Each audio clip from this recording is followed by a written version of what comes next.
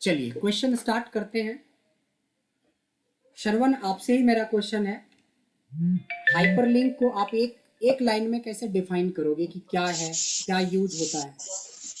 Sir hyperlink एक तरीके का शॉर्टकट की हो जाता है किसी भी एक दो फाइल को या दो शीट्स को एक दूसरे से लिंक करने के लिए।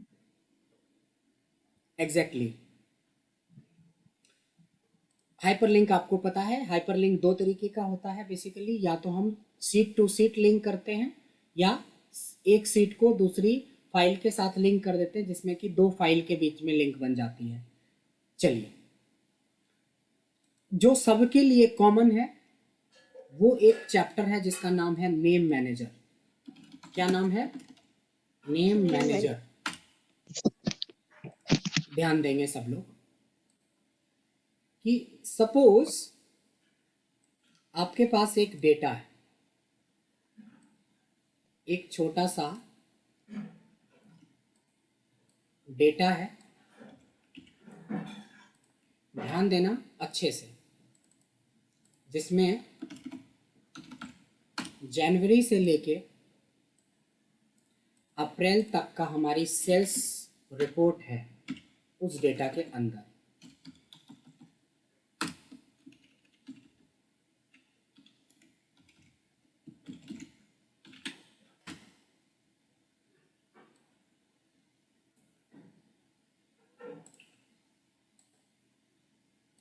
एक छोटा सा डेटा हमने बनाया है जिसमें हमने सीरियल नंबर लिखा है। चलो सीरियल नंबर भी ख़त्म कर देते हैं। मैंने नाम लिखा है बंदे का, और हमने जनवरी से लेके अप्रैल तक की सेल्स की वैल्यूज डाल रखी है। नेम मैनेजर एक बहुत बेसिक चैप्टर है जो बहुत इम्पोर्टेंट में आता है, काफ़ी अच्छा यूज हुआ है इसका आगे चल के। पहला है, नेम मैनेजर कहते किसको हैं? तो नेम मैनेजर किसी भी एक रेंज को, एक किसी भी जो ये रेंज है इसका नाम देना नेम मैनेजर बोलते हैं। अगर मैं किसी एक सेल को सेलेक्ट करता हूं तो उसकी एड्रेस दिखाता है। यहाँ पे देखो, बॉबी सेलेक्ट करा, A3 सेलेक्ट, A3 दिखा रहा है। हमने ये 1492 सेलेक्ट किया, C6 दिखा रहा है। लेकिन आप देखोगे कि पूरी रेंज भी सेलेक्ट कर लो तब भी पर एक ही सेल दिखा रहा है। ऐसा थोड़ी कि मैंने सिर्फ A1 को सेलेक्ट किया है, हमने तो पूरी रेंज सेलेक्ट करी है। जहां से वैल्यू सेलेक्ट करते हो उसकी पहली वैल्यू दिखाता, बाकी नहीं दिखाता।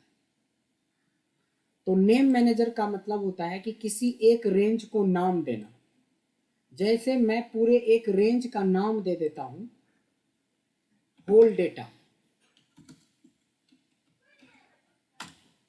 अब होल डेटा का नाम अगर देंगे तो हमें दो फायदा होगा। देखो, सम तो सब लोग जानते हैं, इक्वल टू सम एक फंक्शन है कि सम लगा के ऐसे करके पूरा डेटा सेलेक्ट कर लेंगे और क्लोज कर देंगे तो सम हो जाएगा। लेकिन बिना सेलेक्ट किए भी हम ये काम कर सकते हैं, लेकिन उससे पहले हमें नेम मैनेजर बनाना पड़ेगा। देखो, डेटा को सिंपली सेलेक्ट कर लेंगे, ये जहाँ A1 दिख रहा है ना, वहाँ पे जो नाम रखना है वो नाम रख सकते हैं। होल डेटा नाम रखना है, होल डेटा रख के एंटर कर देंगे। अब देखो, उस डेटा को सेलेक्ट करने की जरूरत नहीं पड़ेगी, सम लगाएंगे और ये WH जैसे ही टाइप करोगे, देखो फॉर्मूले की तरफ खुलता है नीचे। अब इसको जैसे ही सेलेक्ट करोगे वैसे ही डेटा सेलेक्ट कर लेता है। तो मोटा मोटी आपको एक लाइन में समझना है कि नेम मैनेजर का मतलब होता है किसी रेंज को एक नाम देना। तो नाम, नेम मैनेजर बनाने के 4 तरीके होते हैं। पहला तरीका होता है जिसको बोलते हैं नेम बॉक्स। इस तरीके से क्या करते हो, आप एक रेंज सेलेक्ट करते हो, फिर से देखो, और यहाँ पे जाके आप एक नाम दे देते हो। जैसे अप्रैल डेटा नाम से इसको सेव कर दिया, तो अप्रैल डेटा के नाम से सेव हो गया। कभी भी आपको पता करना है कि अप्रैल की सबसे हाईएस्ट वैल्यू क्या है, अप्रैल डेटा जो है ये, इसके पहले लगा देंगे अगर हम लोग सम मैक्स का फॉर्मूला, तो ये पता चल जाएगा कि अप्रैल डेटा के अंदर सबसे हाईएस्ट वैल्यू क्या है। मिन लगा देंगे तो मिनिमम, वो तो चलो फंक्शन लगाएंगे, लेकिन एक रेंज को नाम देना ही नेम मैनेजर बोलते हैं। तो पहला तरीका है नेम बॉक्स के थ्रू। ये नेम बॉक्स कहाँ पे होता है? होम टैब में होता है। जब हम होम टैब करते हैं ना तो ये फॉर्मूला बार दिखता है, वैसे ये फॉर्मूला बार सब में दिखता है ये, ठीक है ना। इस पे देखो, इसको हटा भी लोग सकता है, इसको अगर हम फॉर्मूला बार कर देंगे तो ये हट जाएगा। एक्चुअली ये होम टैब का पार्ट नहीं है, फॉर्मूला बार का पार्ट है। तो अगर और अच्छे से समझना है तो इसको लिख देंगे फॉर्मूला बार पे है ये नेम बॉक्स का ऑप्शन। दूसरा तरीका होता है फॉर्मूला टैब। फॉर्मूलाज टैब नाम का, ये देखो ये फॉर्मूला टैब है ना, ये सबको टैब बोलते हैं, home tab, insert tab, formulas tab. दूसरा होता है फॉर्मूलाज टैब के अंदर ऑप्शन होता है। तरीका सेम है कि एक रेंज सेलेक्ट करो, नेम सेलेक्ट करने के बाद देखो फॉर्मूला टैब में जाना है। यहाँ धीरे धीरे बहुत कुछ पढ़ेंगे, फिलहाल हम नेम मैनेजर की बात कर रहे हैं। तो यहाँ पे जाना है डिफाइन नेम। डिफाइन नेम पे क्लिक करोगे, देखो ऑटोमेटिकली इसकी हेडिंग पकड़ ले आई नेम। चाहो तो बदल भी सकते हो, अगर लगता है कि नहीं मेरे को मार्च ही नाम रखना है तो मार्च रख के ओके कर दो, तो आपका बन गया होगा। देखो अगर मेरे को पता करना है कि मिनिमम सेल्स मार्च में क्या हुई, तो मार्च का डेटा शो करने लगेगा। ये मार्च में मिनिमम 1341 का। तो हमने बोला फॉर्मूला टैब में जाके क्या करोगे, डिफाइन नेम का यूज कर सकते हो।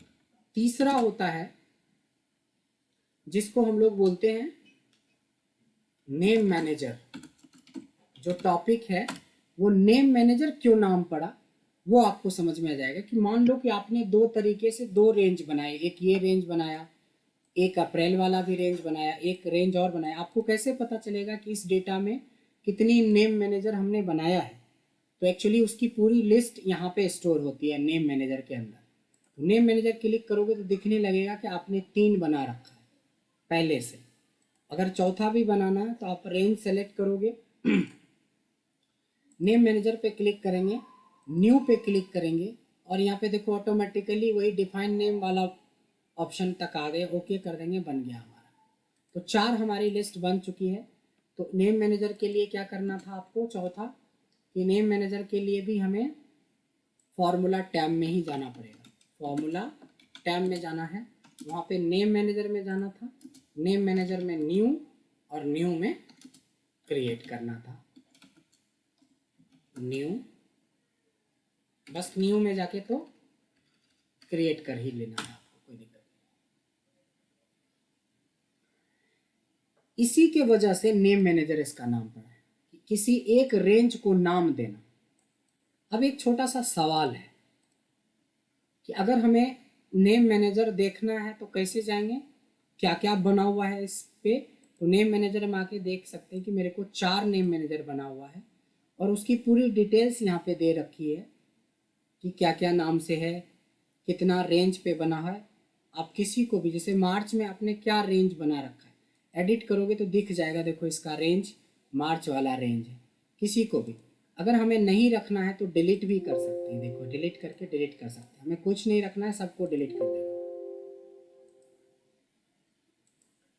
अगर हम लोग एक बात करें कि इसमें एप्रोप्रिएट कितनी नेम में, इस रेंज में कितने नेम मैनेजर हम लोग बना सकते हैं, इसका क्या आंसर होगा आप लोगों में से बताइए। सर डाटा पे डिपेंड करता है, कितना भी बना सकते हैं। नहीं, इसी डेटा की अगर मैं बात करूं तो कितना बना सकते हैं? 5 सर जितनी रो जितने कॉलम है मतलब हर सेल के साथ बना सकते हैं, हर 17 सेल का नाम दे सकते हैं हम। इनफाइनाइट। सर हम हर सेल का हालांकि नाम दे इतने सकते हैं, इतने कम में एक इनफाइनाइट तो नहीं बोल सकते हैं, लेकिन ये 100 से ज़्यादा नेम मैनेजर बना सकते हैं। क्योंकि नेम मैनेजर का परिभाषा हमने क्या बोला कि जिस रेंज को एक नाम देना चाहो दे सकते हो। मैं इस रेंज का भी एक नाम देना चाहता हूँ, इतने दूर सेलेक्ट कर दिया, ये भी एक रेंज बन गया, इतने दूर सेलेक्ट कर लिया, ये भी रेंज बन गया, ये 4 लोगों का सेलेक्ट किया, मतलब बहुत सारे बना सकते हैं नेम मैनेजर।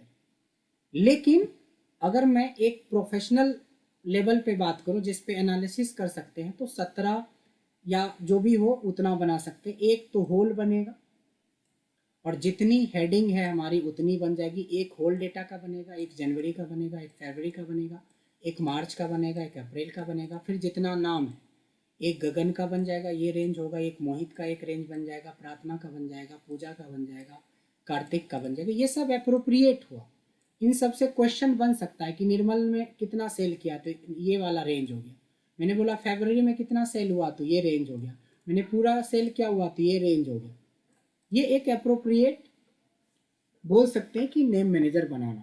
तो नेम मैनेजर का चौथा तरीका, वैसे तो अनलिमिटेड नेम मैनेजर बन सकता है, लेकिन एज पर डेटा अगर हम रिपोर्टिंग के हिसाब से बोल सकते हैं तो कितना बनेगा, जितना नाम उतना, तो 11 नाम है, 11 ये बन गया और 5 ये हेडिंग हो गया, तो 11 और 5 16 बन सकता है। तो 16 को बनाने में कितना टाइम लगेगा, अगर 1 मिनट के हिसाब से भी सोचोगे तो 16 मिनट। अगर मान लो आपके पास ऐसा 50,000 डेटा आ गया तो 50,000 मिनट, तब तो बहुत टाइम लग जाएगा। अगर हमने 50,000 डेटा आपको दे दिया तो बहुत टाइम लग जाएगा। इसलिए एक फोर्थ है जो अप्रोप्रिएट नेम मैनेजर बनाने के लिए सिर्फ 1 से 2 सेकेंड का जरूरत पड़ता है। उसके लिए आपको क्या करना है, फॉर्मूला टैब में ही जाना है और यहाँ पे लिखना है क्रिएट फ्रॉम सिलेक्शन। इसके लिए आपको पूरा डेटा सेलेक्ट कर लेना है, फॉर्मूला टैब में जाना है, क्रिएट फ्रॉम सिलेक्शन पे क्लिक करना है। देखो ऑटोमेटिकली जितनी हेडिंग है वो पकड़ लेगा और जितना नाम है वो पकड़ लेगा, यानी लेफ्ट के जितने नाम हैं और ऊपर में हेडिंग जितनी है वो पकड़ लेगा। ओके करोगे आपको पता भी नहीं चलेगा क्या हुआ। लेकिन आप नेम मैनेजर में जाके देखोगे तो देखो सारे नेम मैनेजर बन चुका है। बना है कि नहीं बना है टेस्ट भी कर सकते हो। मेरे को पता करना है कि भाई प्रार्थना ने कितने का सेल किया है, तो सम ऑफ प्रार्थना, देखिए प्रार्थना का डेटा सेलेक्ट कर लिया आपने आप। अगर मैंने बोला कि मार्च में कितनी सेल हुई, सम ऑफ मार्च, पकड़ लिया रेंज अपने आप। तो ये नेम मैनेजर बहुत बहुत बहुत ज़्यादा इम्पॉर्टेंट है। इसका यूज हम लोग वीलुकअप में भी डेटा को डायनेमिक करने के लिए करेंगे, डेटा को डायनेमिक सेलेक्ट करने के लिए करेंगे। तो बहुत फ़ायदेमंद ये चैप्टर है। बट भूल मत जाना, शुरुआती जो भी 2-4 चैप्टर मैं बोल रहा हूँ वो बिल्कुल रामबाण है, उसके बिना तो कुछ हो ही नहीं सकता। सर एक बार दोबारा कराना, ये करना क्रिएट फ्रॉम सिलेक्शन, देखा मेरे नहीं था। भाई इसकी रिकॉर्डिंग हो गई, प्लीज़ चेक कर लीजिएगा। दोबारा करा के क्यों करेंगे, तब रिकॉर्डिंग क्यों कर रहे हैं। ठीक, एक तो आप दोबारा पढ़ रहे हो फ्री में, ऐसा अलाउ नहीं होता है। दोबारा किसी स्टूडेंट को सिर्फ किसी टॉपिक में अलाउ होता है। अगर फिर भी मैंने आपको दे दिया है ऑफर तो ये लिमिट रखिए कि हम दोबारा नहीं बताएंगे किसी भी हालत में। रिकॉर्डिंग है, रिकॉर्डिंग देख लीजिए। जैसे ओके सर। अभी 10 लोग और हैं तो 10 लोगों को ऐसा नहीं कि जितनी मर्जी उतनी बार आके ज्वाइन कर ले, उसमें हमारी एनर्जी भी तो लगती है। 50% पे करना होता है पैसा, क्योंकि हम इतना स्ट्रिक्टली नहीं आपके साथ कुछ भी बोला, बट यही रूल है। अगर मैं किसी को अपने व्हाट्सएप पे लगा दूं कि कोई भी मेरे पुराने स्टूडेंट ज्वाइन कर सकते हैं तो 1000 स्टूडेंट तो हर एक बैच में मिल जाएगा, तो वो नहीं करते हैं। तो अगर कोई दोबारा ज्वाइन करना चाहता है थ्रू आउट क्लास, जैसे आपने ज्वाइन किया है, तो उसमें 50% पे करना होता है। और ऐसे अगर किसी खास टॉपिक पे ज़िंदगी में किसी भी मोड़ पे कभी भी आपको दिक्कत हो तो आप ज्वाइन करके पूछ सकते हो। वो एक अलग बात हो गया कि सर मैंने 100 टॉपिक पे प्रैक्टिस करी है और ये पाइवट में दिक्कत आ गया, पाइवट का कोई बैच हो तो बता देना, वो एक अलग बात होता है। और वो भी रिकॉर्डिंग मोड में है तो आपका तो और भी नहीं बनता है बोलने का। आप 100 बार देखो ना। समझ में आ गया रितेश? Yes sir. हाँ, इस चीज़ का ध्यान रखिएगा। रिकॉर्डिंग जब आप ले रहे हो तो फिर दोबारा बता के अपना टाइम और सबका टाइम क्यों वेस्ट करें।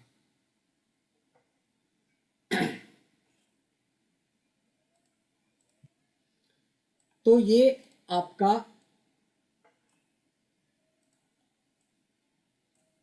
पूरा डेटा है और 4 तरीके हैं नेम मैनेजर बनाने के लिए। अगर गौर से बहुत अच्छे से देख रहे हो क्लास को तो यही समझ में आ गया। कोई पॉइंट आपको स्किप भी हो जाएगी तो रिकॉर्डिंग देख लेना।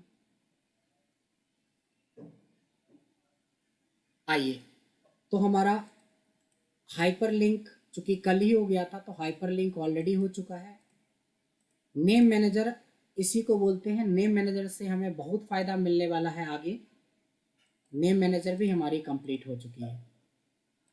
स्पेशल के अंदर कुछ बंदों को हो सकता है कि थोड़ा बहुत प्रॉब्लम हो, तो अभी रिकॉर्डिंग कर रहे हैं और आपको पढ़ा भी रहे, तो देख लो स्पेशल में ये 4 चैप्टर है जो नॉर्मली हम पहले सेशन में बता देते हैं, नॉर्मली पहले या दूसरे सेशन तक जाते जाते।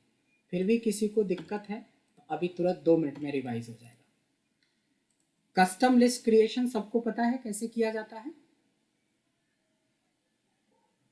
आप लोगों में से किसी को डाउट है कस्टम लिस्ट कैसे बनाया जाता है? कस्टम लिस्ट बोलते हैं कि अगर मैं ब्रजेश लिख रहा हूँ तो ऑटोमेटिकली देखो नाम और भी शो करने लगा। ऐसा नॉर्मली नहीं होता है। अब जैसे सुखदेव सिंह आपने नाम लिखा, तो अगर ऐसा होता तो रामदेव सिंह और बहुत सारा आ जाता, लेकिन आया नहीं। एक्सेल का एक्चुअल फीचर होता है कि एक नाम लिखोगे तो वही नाम रिपीट होती है, बट अगर मैंने वही चीज़ें यहाँ लिखी है तो रिपीट कहाँ हो रहा है? तो इसके लिए मैंने सिखाया था कस्टम लिस्ट क्रिएशन। आप लोगों में से कोई ऐसा है जिसको नहीं पता है कस्टम लिस्ट क्रिएशन? मुझे नहीं पता हैं? सर, मुझे नहीं बताया आपने। आपको नहीं बताया, ठीक है। आप हकदार हो इसको सीखने के लिए, मैं अभी तुरंत सिखा रहा हूँ। इसमें क्या होता है कि आपको एक लिस्ट तैयार करना है। जैसे हमने लिखा तान्या, वंशिका, निहारिका, गंगोत्री, गंगा, गंगा लाल, मोहित पाल, राकेश खन्ना, जितेंद्र, अमिताभ।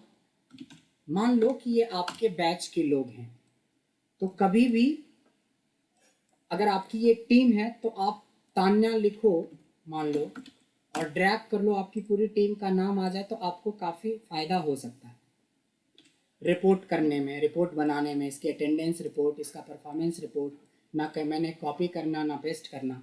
तो इसको बोलते हैं कस्टम लिस्ट क्रिएशन, क्योंकि ये कस्टमाइज बनाना पड़ता है।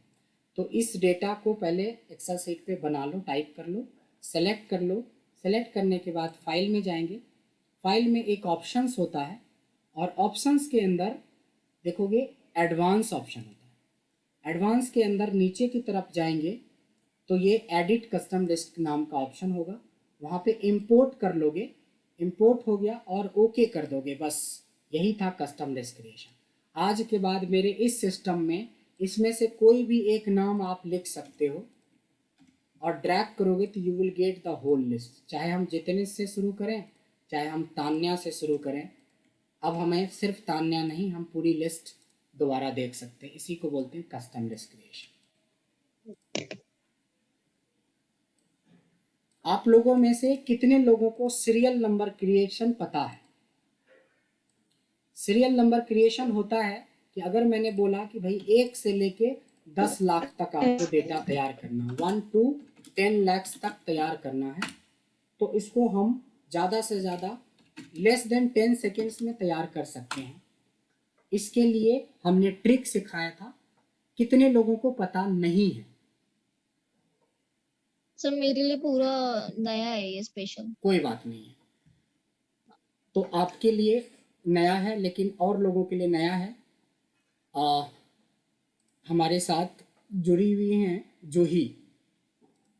जूही, एक बार आप पूरा प्रोसेस बता दोगे कि अगर मेरे को 1 से 1 लाख तक का सीरीज बनाना है तो कैसे हम लेस देन 10 सेकेंड्स में कर सकते हैं? Yes sir. पहले हम कोई भी सीरियल नंबर जहाँ से हमें स्टार्ट करना है, ठीक है, मेरे सपोज को हमें 1 1 से to, शुरू करना है और 10 लाख तक करना है, तो क्या करेंगे? तो हम पहले फर्स्ट सीरियल नंबर लिख लेंगे, उसको सिलेक्ट कर लेंगे और कर लिया। सिलेक्ट करके होम टैब में जाके फिल का ऑप्शन आ रहा है। आफ्टर ऑटो सम के बाद फिल का ऑप्शन आ रहा है, फिल पे क्लिक करेंगे और उसके बाद हम सीरीज पे जाएंगे, series option very select good, करेंगे। Very good. Series option select करने के बाद अब हमें रोज वाइज, मतलब रोज वाइज चाहिए या कॉलम वाइज। अगर रोज वाइज चाहिए हमें नंबर, तो रोज वाइज सिलेक्ट करेंगे, और कॉलम वाइज चाहिए तो हम कॉलम वाइज सिलेक्ट करेंगे। तो अभी हमें कॉलम वाइज चाहिए सीरियल नंबर, बिल्कुल। तो हम कॉलम सिलेक्ट कर लेंगे और स्टॉप वैल्यू से 1 हो जाएगा, मतलब starting step value 1 and stop value हमें जितनी भी चाहिए 10 लाख 20 लाख, तो हमें 10 लाख की बनाए तो हम यहाँ पे 10 लाख की वैल्यू इंसर्ट कर देंगे वेरी गुड, बहुत टॉप बढ़िया, वैल्यू पे और ओके कर देंगे और वेरी वो गुड। हमारी देखो तो चाहिए। होता क्या है तान्या, यस कि सर। कई बार ये होता है कि आपको मान लो कि आप तो एचआर में हो सकता है कि आपको एम्प्लॉय आईडी जनरेट करना हो, जो कि 1000 से 10,000 से शुरू करके 50,000 तक बनाना है। तो एक तरीका ये होता है कि भाई मैनुअली आप बना रहे हो, एक तरीका ये होता है कि मैनुअली टाइप कर रहे हो, एक तरीका होता है कि आप 2 नंबर लिखो और ड्रैग कर दो। ड्रैग कर। तो 1000, 2000, 500 नंबर चाहिए तब तो ठीक है ड्रैग वाला ऑप्शन, लेकिन जैसे ही लाख और 10 लाख में चला जाएगा तो आपको घंटों टाइम लग सकता है ये काम करने में, ड्रैग करने में। तो एक छोटा सा ट्रिक होता है कि एक नंबर लिखना है जहाँ से आपने स्टार्ट करना है।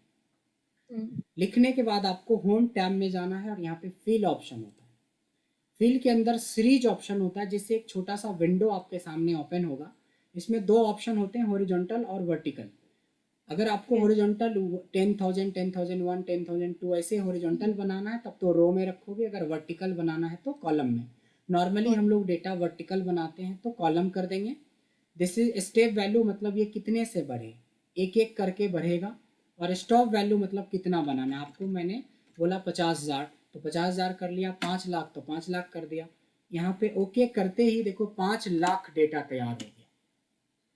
तो ये सीरियल नंबर क्रिएशन आपके बिल्कुल जहन में होना चाहिए। जैसे अभी हमने जोही से पूछा, एकदम हैंड टू हैंड उन्होंने बताया। तो पढ़ने का मतलब ये होता है, ऐसा नहीं कि सुना सुना सा लग रहा है, सर आपने 5 दिन पहले बताया था लेकिन भूल गए, ये सब आंसर नहीं चाहिए मेरे को, एकदम चाहिए हाथों हाथ। रैंडम डेटा क्रिएशन में मैंने 2 फंक्शंस करवाए थे, एक था रैंड का यूज और एक था रैंड बिटवीन का यूज। एक रैंड था और दूसरा रैंड बिटवीन का यूज। ये दोनों किसने नहीं करा है? सर ये तो किया है मैंने। किया है तो आप ही बता दो इसका डिफरेंस क्या होता है। सर रैंडम में तो कोई भी वैल्यू 0 to 1 में लेगी, लेकिन रैंडम बिटवीन में आप खुद से सिलेक्ट कर सकते हैं कि आपको 1 से लेके 1000 तक चाहिए या 1 to 10,000, तो वो उसके बीच में लेगा। लेकिन एग्जैक्टली रैंडम में केवल 0 to 1 में होगा। ओके, तो इसमें ये बोल सकते हैं हम लोग, we can create random data between 2 given number, जो आपकी Yes, चॉइस की होगी रैंड बिटवीन में। इसमें भी रैंडम ही डेटा जनरेट करते हैं, बट इसमें आपकी चॉइस नहीं होती, वो फिक्स होता है 0 से 1 के बीच में, जो लेस देन 1 होता है हमेशा। चलिए ये वाला पता था। पेस्ट स्पेशल पता है कि जब रैंडम डेटा कोई होता है तो बार बार बदलता है, तो उसके लिए पेस्ट स्पेशल का यूज करते हैं ताकि ये बार बार बदले नहीं। पेस्ट स्पेशल को प्रियदर्शी हम लोग कैसे यूज करते हैं। अगर मैं चाहता हूं कि ये जो डेटा हमने क्रिएट करा है, इस डेटा को मैं फ्रीज करना चाहता हूं, how we can freeze it. Sir पहले इसको कॉपी करके पेस्ट पे कॉपी जाके कर लेंगे, उस पर फिर पेस्ट के राइट क्लिक करके राइट पेस्ट क्लिक स्पेशल भी करेंगे, आता है। There is a option called paste special, paste special then value, then okay. एक स्टेप आप यूज बता दोगे ओके तो हम खुद 2 ओके स्टेप्स आपको ले जाएंगे, लेकिन एकदम ब्लैंक हो जाते हैं तब नहीं चलेगा। यानी कि सब लोगों का देखिए स्पेशल बहुत अच्छे से क्लियर है। आइए इसका शॉर्टकट भी था ना एक sir, control plus alt plus short V keys का करके। एक अलग से क्लास ही लेंगे राज। शॉर्टकट की एक क्लास लेंगे जिसमें 25-30 शॉर्ट कीज अगर हम लोग अच्छे से याद ना करें, याद करने से कभी नहीं होगा, उसको इम्प्लीमेंट करें। इम्प्लीमेंट करना मतलब रोज उसको जब भी काम करो तो कोशिश करो हम शॉर्ट कीज से यूज करना। तो शॉर्ट कीज की अगर 25 से 30 पे आपने कंट्रोल बना लिया ना, तो आपका स्पीड अप बहुत ज़्यादा हो जाता है काम करने का, और लगेगा भी अगले बंदे को कि इसको खूब आता है। कई बार आता खूब है और नाम लिखना है तो ढूंढ रहा है कीबोर्ड में से कि किधर है आर मिल गया, ए किधर है, फिर ढूंढ रहा है कि ए किधर है, तब तो हो गया सत्यानाश। कि सारा एक्सेल सीख के और आपको टाइपिंग नहीं आती है या शॉर्ट कीज नहीं आती है तो बहुत मुश्किल है। तो थोड़ा टाइपिंग पे भी स्ट्रॉन्ग करेंगे और थोड़ा शॉर्ट कीज पे भी प्रैक्टिस करेंगे, जैसे जैसे मैं आपको शॉर्ट कीज सिखाऊंगा। Now come to remove duplicate. बहुत सारे लोगों को मैंने बताया था, ये क्विकली है, 1 मिनट में सीख ही लो। जैसे मान लो कि यहाँ पे मैंने लिखा ब्रजेश और हमने एक डेटा क्रिएट किया है बहुत बड़ा। अब इसमें से कई ऐसे नाम होगा जो डुप्लीकेट होगा, तो उसको कुछ नहीं करना, सेलेक्ट करना है, डेटा टैब में जाना है, और डेटा टैब में देखो यहाँ पे एक ऑप्शन होता है रिमूव डुप्लीकेट, और ओके कर देंगे तो 7 डुप्लीकेट्स था जिसको कि हटा दिया गया है। 13 यूनिक वैल्यूज़ हैं जो है, ओके करते ही ये 13 नाम दिख जाएगा जिसमें एक भी डुप्लीकेसी आपको नहीं मिलेगा, बाकी सारे डुप्लीकेट्स हटा दिए गए। एक बार और करके देख लीजिए, संडे लिखा और हमें पता है कि ड्रैग करेंगे तो ऑटोमेटिकली बहुत रिपीट होना शुरू हो जाता है, लेकिन मैं चाहता हूँ इसमें यूनिक रखें, तो रिमूव डुप्लीकेट में जाके ओके कर देंगे तो इससे क्या होगा कि डुप्लीकेसी ख़त्म हो जाती है। तो इसी को बोलते हैं रिमूव डुप्लीकेट। ये 1 मिनट का ऑप्शन है, बट हमें याद होना चाहिए, याद रखना चाहिए। आप लोगों में से बहुत सारे लोगों ने 100 नहीं 10% है, मतलब 99 लोगों ने फॉर्मेटिंग करी होगी, क्योंकि फॉर्मेटिंग बहुत बेसिक चैप्टर में आता है, बहुत बेसिक चैप्टर में, यानी कि जो एक्सेल नहीं भी पढ़ा होगा उसको भी फॉर्मेटिंग आती होगी। बट उसके बावजूद भी एक बार हम लोग ये फॉर्मेटिंग वाले को एक बार देख लेते हैं कि ये फॉर्मेटिंग में क्या होता है। मान लीजिए कि आपने जैसे एक डेटा क्रिएट किया था, अभी एक डेटा आपने क्रिएट करा है अभी आपने। फॉर्मेटिंग में सबसे पहले क्या होता है कि इसमें डेटा जब भी क्रिएट की जाती है तो कोई बॉर्डर वगैरह तो होता नहीं, कुछ ऐसा डेटा मिलेगा आपको बिल्कुल ब्लैक एंड वाइट मोड में। तो सबसे पहला चीज़ देखेंगे फॉर्मेटिंग के अंदर होता है बॉर्डर, यानी कि सबसे पहले क्या करेंगे, पूरा डेटा सेलेक्ट करके बॉर्डर लगा देते हैं। और उसके बाद होता है अलाइनमेंट, कि लेफ्ट में रखना चाहते हो, सेंटर में रखना चाहते हो, राइट में। ये सब तो बचपन से ही कोई एक्सेल क्या वर्ड कुछ भी किया होगा तो ये सब सीखा होगा, बट कोई बात नहीं, हमने बॉर्डर यूज कर लिया, अलाइनमेंट यूज कर लिया। तो ये था हमारा जो बॉर्डर था। दूसरा अलाइनमेंट। इसके बाद होता है सेल कलर, कि मैं चाहता हूँ कि ये हेडिंग जो है हमारा ग्रीन कलर का फील हो जाए, तो ये होता है सेल कलर, इससे सेल कलर कर सकते हैं। उसी के साथ होता है, इसको फॉन्ट कलर बोलते हैं, तो फॉन्ट कलर रख सकते हो, इसको बोल्ड कर सकते हो, इटैलिक कर सकते हो, अंडरलाइन। तो फॉन्ट कलर हो गया, बोल्ड इटैलिक अंडरलाइन हो गया, फॉन्ट कलर हो गया और बोल्ड इटैलिक अंडरलाइन हो गया, फॉन्ट कलर भी हो गया और बोल्ड इटैलिक अंडरलाइन भी हो गया। फिर आता है फॉन्ट का स्टाइल। अभी जो लिखे हो, कई तरह के फ़ॉन्ट्स हैं यहाँ पे, आप चाहो तो किसी भी तरह का स्टाइल आप यूज कर सकते हो जो आपको अच्छा लगे। एक से एक फ़ॉन्ट दिया हुआ है, इसको फ़ॉन्ट टाइप या फ़ॉन्ट स्टाइल बोलते हैं। इसमें से कोई भी स्टाइल आप चूज कर सकते हो। उसके बाद होता है आपका साइज। ज़रूरत के हिसाब से हम फ़ॉन्ट की साइज को भी इंक्रीज या डिक्रीज कर सकते हैं। लेकिन उससे पहले एक चीज़ सीखते हैं, मर्ज एंड सेंटर। क्या होता है कि मान लो इसके ऊपर आपको ये सारा 1 2 3 4 5 सेल है, सारे सेल को मिला के एक सेल बनाना है, तो मर्ज एंड सेंटर कर देंगे। इसके अंदर कोई कलर डालना है तो कलर भी हमने डाल दिया। इसके अंदर फ़ॉन्ट वाइट चाहिए और इसमें मान लो हमने लिखा sales report for the month of या ईयर ऑफ 2020 ऐसा करके। तो आप हेडिंग के हिसाब से ये थोड़ा छोटा फ़ॉन्ट है तो यहाँ से फ़ॉन्ट को बढ़ा भी सकते हो, आप उसको बोल्ड भी कर सकते हो, इटैलिक भी कर सकते हो। इसी को बोलते हैं फ़ॉन्ट को इंक्रीज और डिक्रीज करना।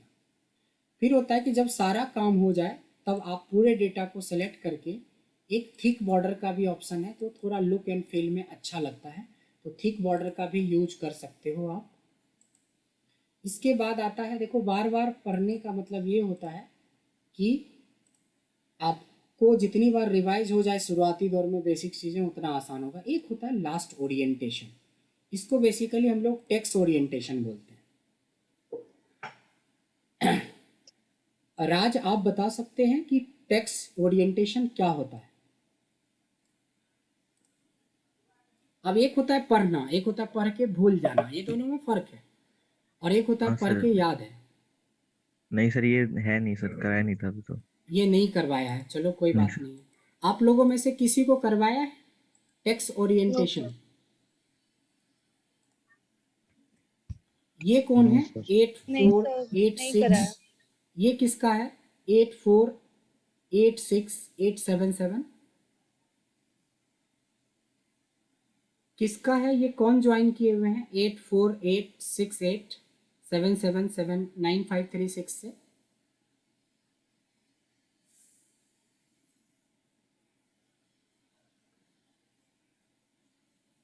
किनका नंबर है ये?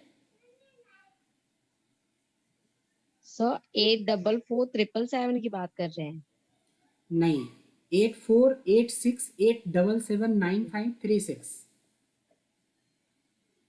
आप ही का आवाज आ रहा था अभी। 777 नहीं 77 है। शाहीन बात कर रही है ना?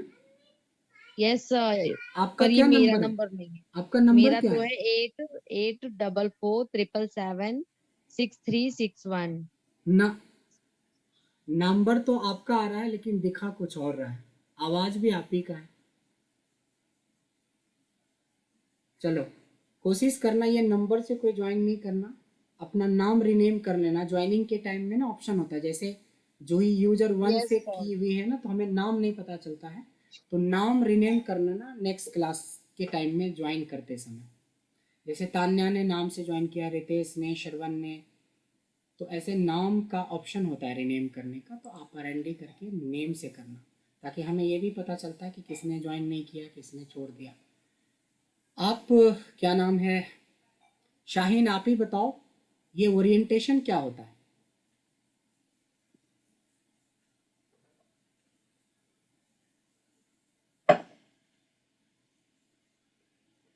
कोई बात नहीं, भूल गए। यस सर, मैंने रीनेम कर लिया, ऐसा वो मेरा ही शो कर रहा था। हाँ, तो आपको अपना नंबर याद नहीं था, किसी पड़ोसी का नंबर आप बता रहे थे?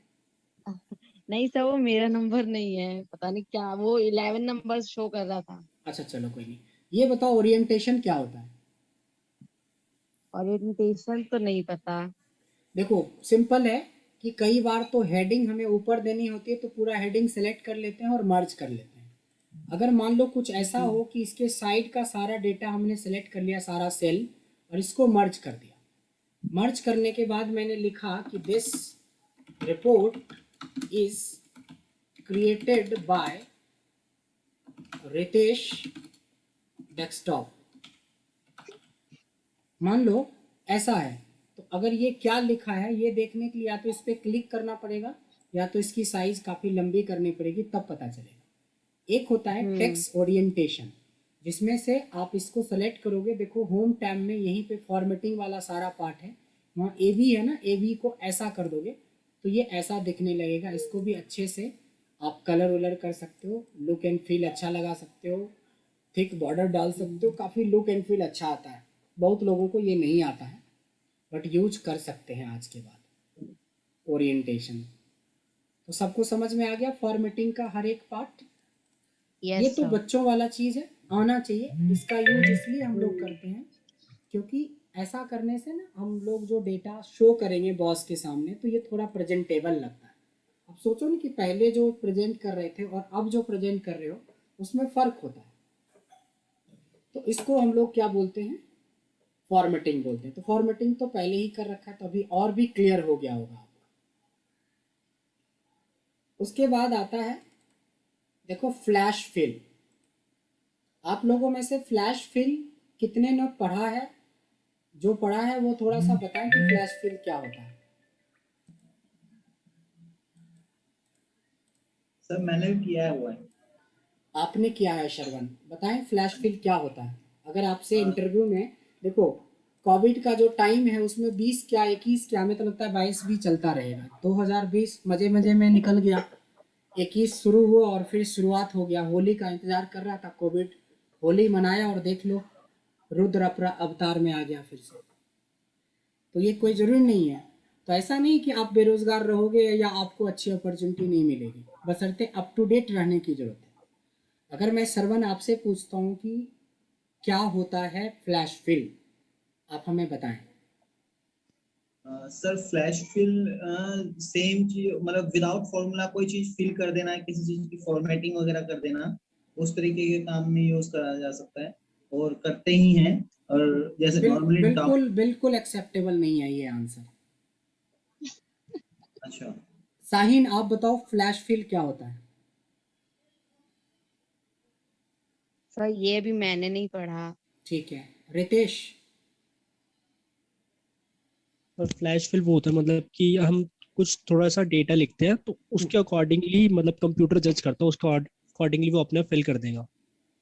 कंप्यूटर जज करेगा? कंप्यूटर कुछ जज नहीं मतलब करता है भाई साहब। मतलब हम थोड़ा मतलब बेसिक लिखेंगे, जैसे 1 2 3 लिखते हैं, तो वन उसके बाद हम टू उसको थ्री लिख दिया। नहीं मतलब 1 2 और 3 लिखा, हाँ नीचे लिखा। अलग अलग, अच्छा वन जैसे टू यहाँ पे थ्री नीचे लिखा, कोई वन टू पैटर्न लिख दिया हमने।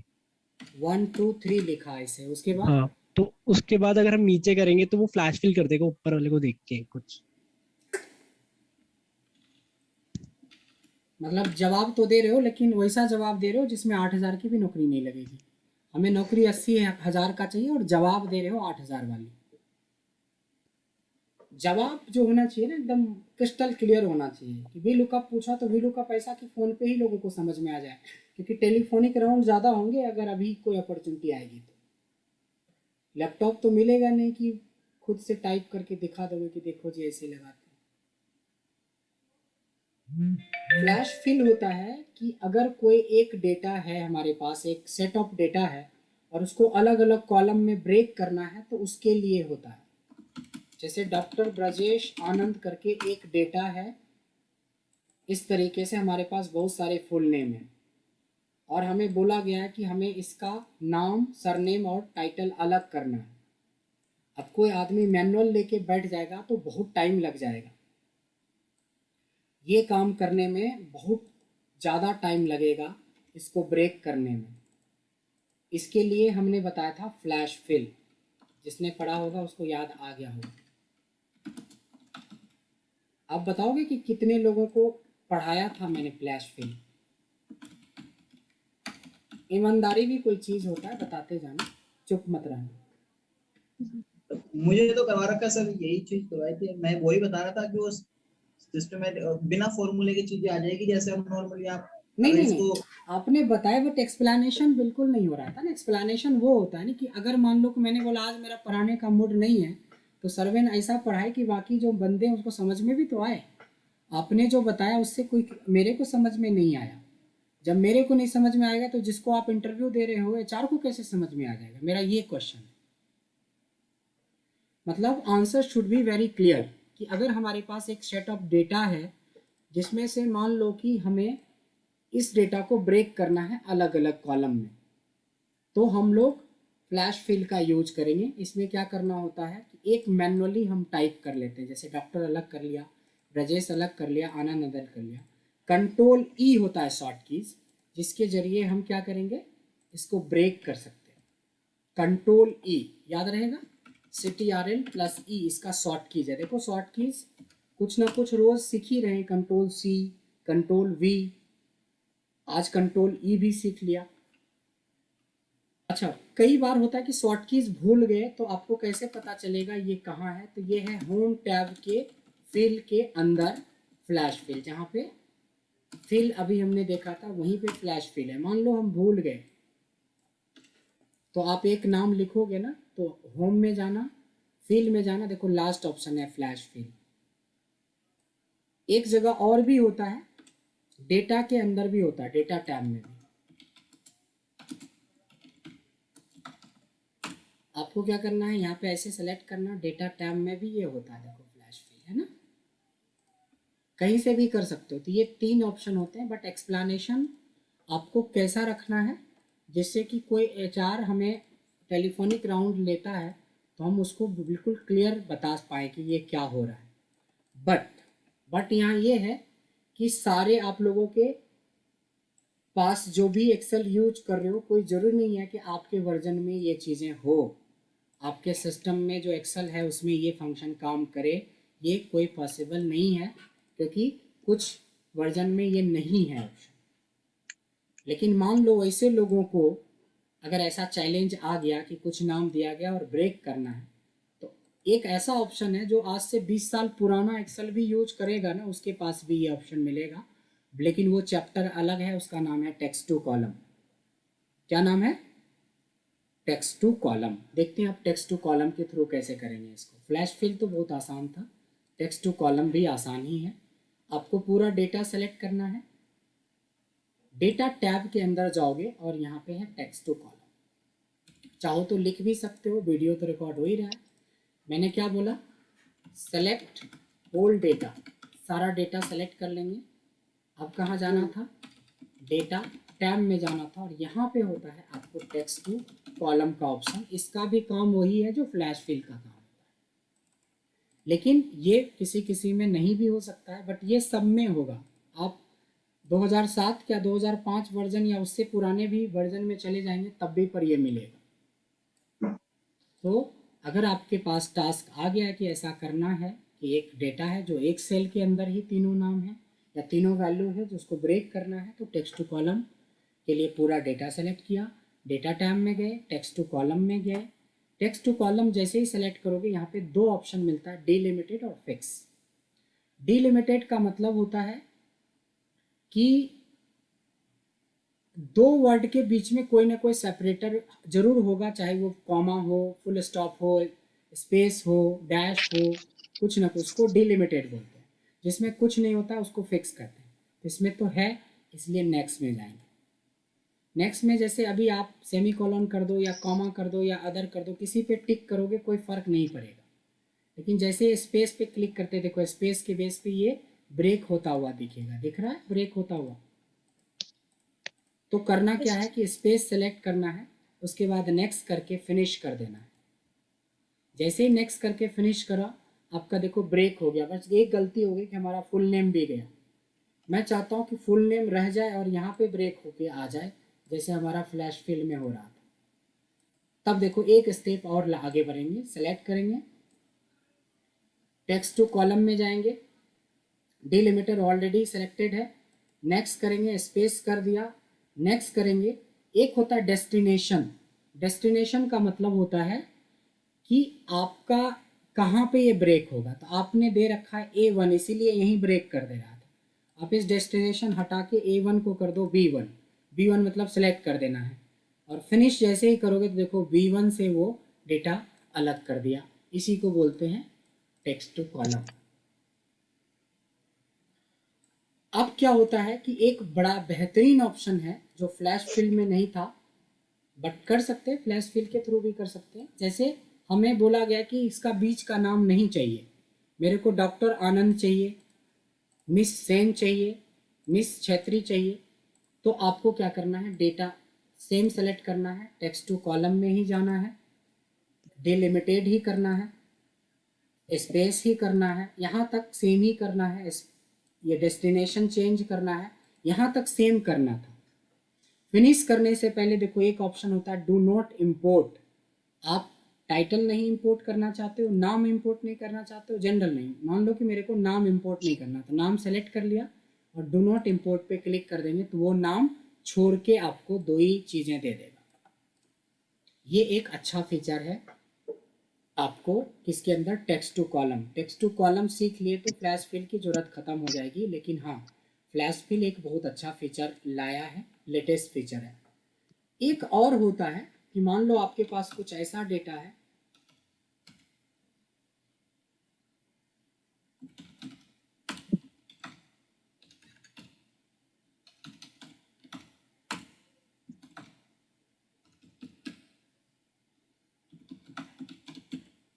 इस तरह से हजारों डेटा है।